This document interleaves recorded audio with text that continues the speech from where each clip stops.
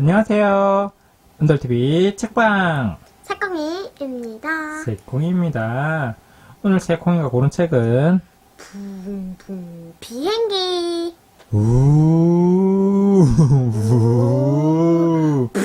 원래 약간 의성어나 의태어, 그러니까 행동을 나타내는 말이야, 소리를 나타내는 말, 그렇죠. 이런 거는 조금 약간의 이건 액션을 취하면서 조금 과장된 표현으로 하는 게 재밌죠. 비행기 관련 책이네요. 약간 어린 아이들이 읽는 책인 것 같은데. 자, 비행기, 우리 새콩이 비행기 타봤나요? 네. 어떻던가요? 타보니까. 그 비행기에 타면 심심하고 또 할 것도 심심하고. 없고 그냥 가만히 앉아 있어야 되고. 기차하고는 어때요? 기차보다 비행기가 더 좋죠. 더 좋아요? 네. 기차도, 근데 비행기가 더 좋다 하면서 비행기 가만 앉아 있어야 되고 아무것도 못하고 심심하고 이랬는데 기차보다 더 좋나요? 네.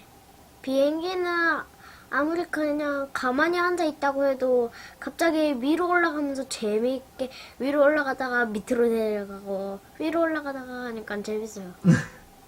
롤러코스터처럼. 네, 붕붕 비행기 어떤 내용인지 한번 보도록 하겠습니다. 네, 여름인가봐요. 우리 친구들이, 동물 친구들이 비행기를 타고, 놀러 가려고 예약을 한 모양입니다.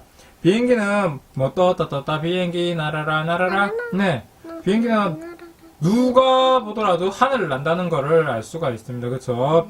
하늘을 날다 보니까 아주 빠르고, 그쵸?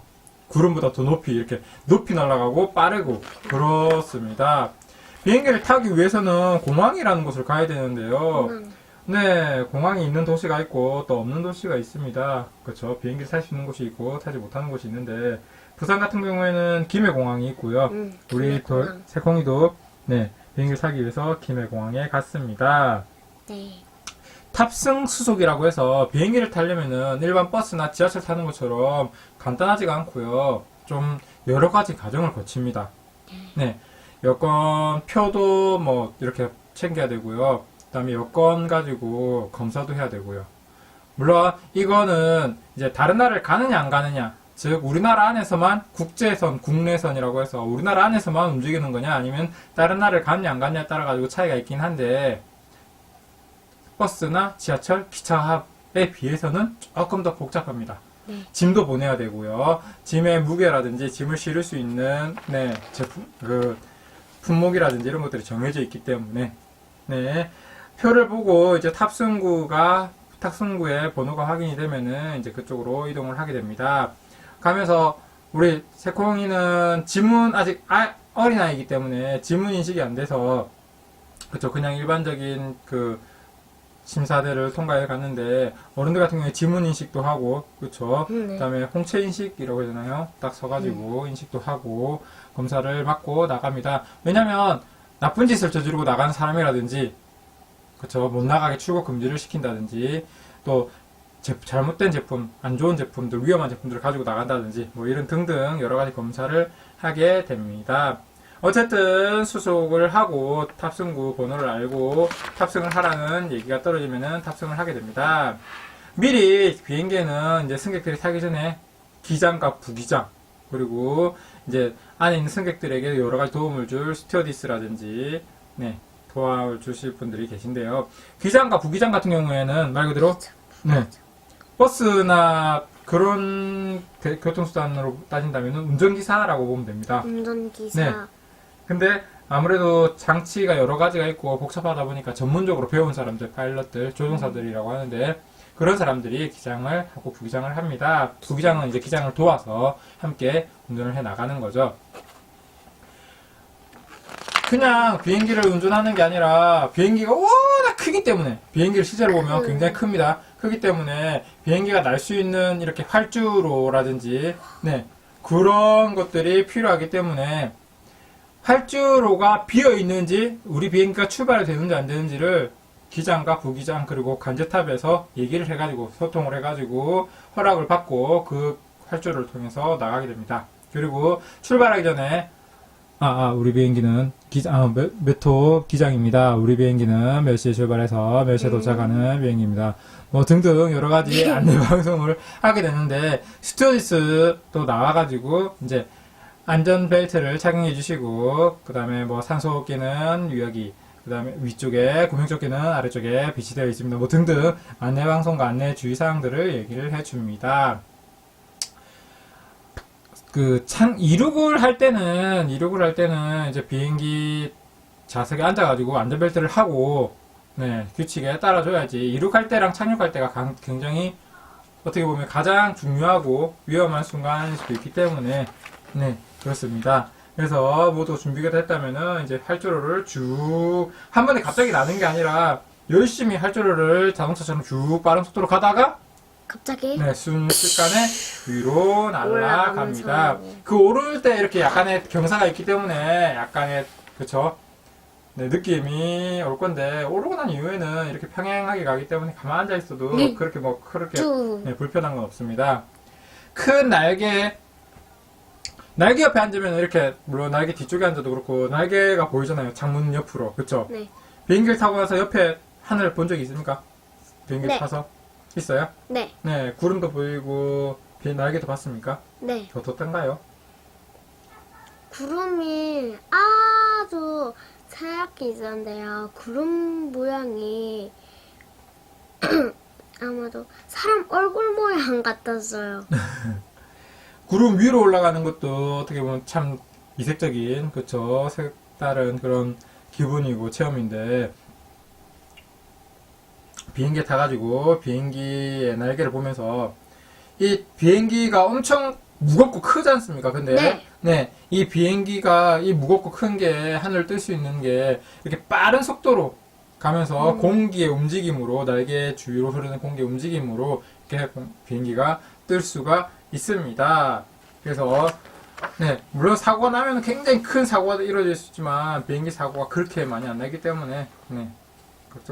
걱정 안 해도 된다는 사실. 네.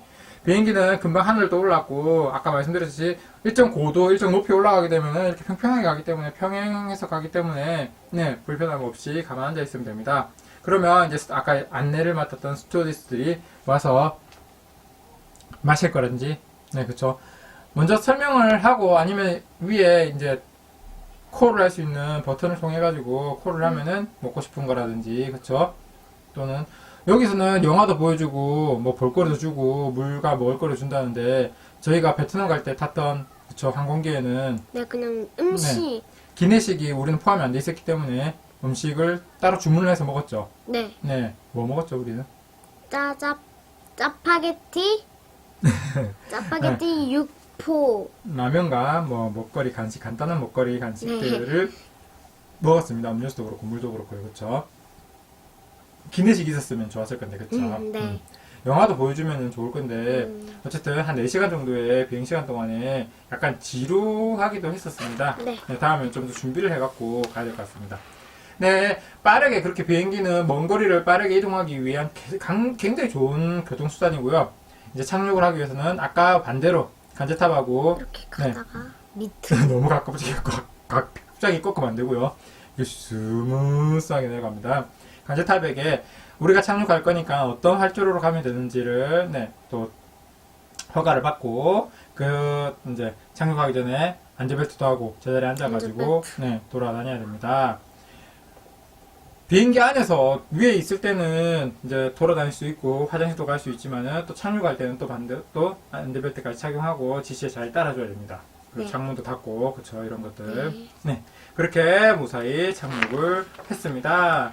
그럼 반대로 또 내려야겠죠. 네. 이게 비행기 공항마다 다른데 공항의 그 탑승구라고 해야 되나요? 그 내려가는 이제 통로로 바로 연결돼가지고 착지를 하기도 하고 저희가 김해공항 올 때는 그게 그쪽에 자리가 없어가지고 그냥 활주로에 내려서 활주로 계단을 통해 내려서 버스를 타고 그쵸? 공항 내 버스를 타고 다시 갔습니다. 청사로 이동을 했었습니다. 그래서 다 다르기 때문에 공항마다 다 다르기 때문에 아무래도 상대적으로 뭐 공항에 따라 가지고 부모님을 따라서 가다 보면은 비행기 타는 요령이라든지, 그쵸? 뭐, 또 내려서 들어가는 요령이라든지, 공항마다 다 다르다는 거. 마지막 장면은 비행기의, 관련 네. 그, 비행기의 부품, 네, 위치, 뭐라고 해야 되나요? 갑자기. 말이 생각이 안 나네요. 네.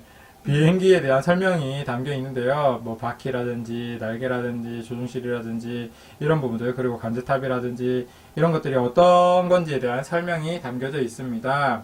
우리 어릴 때 아이들은 비행기나 자동차 같은 거 이렇게 갖고 노는 거 굉장히 좋아하는데 비행기를 놀이동산에서 실제로 실제 타보는 것도 타보는 거지만 놀이동산에서 비슷한 이렇게 시설들을 통해서 하늘을 나는 그런 느낌? 그쵸? 공중에 약간 높은 데 떠 있는 그런 느낌을 네, 체험하는 것도 좋고요. 또 아빠가 누워서 어릴 때, 그쵸? 비행기 네, 비행기 높이 태우는 올려주고 올려주는 그런 체험들도 좋습니다. 네, 부웅 비행기에 대해서 배웠는데요.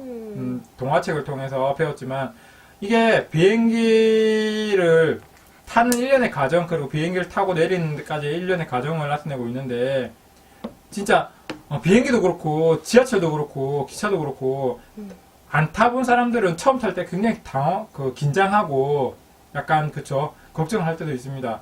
예전에 저희 그 친구들이 부산에 놀러 왔을 때 부산에 올 때 부산에 지하철을 처음 타본 친구들한테 막 지하철은 신발 벗고 타는 거다, 지하철 할 때 뭐 어떻게 해야 된다 이런 식으로 막 놀리기도 했는데 거짓말로. 네, 비행기도 이렇게 책을 통해서 어떻게 하는지 조금이라도 익혀두면은 그쵸 조금은 그 긴장감을 풀고 걱정 없이 탈 수도 있겠지요. 물론 우리 달콩이는 부모님이랑 엄마 아빠랑 그쵸 가족들이랑 같이 타가지고 뭐 어떻게 하는지도 모르고 그냥 가는 대로 따라갔겠지만은 다음에 또 커가지고 혼자 여행을 간다거나 비행기를 타야 될 일이 있으면은 그쵸 네. 그때는 또 혼자 알아서 잘 하겠죠. 네. 네.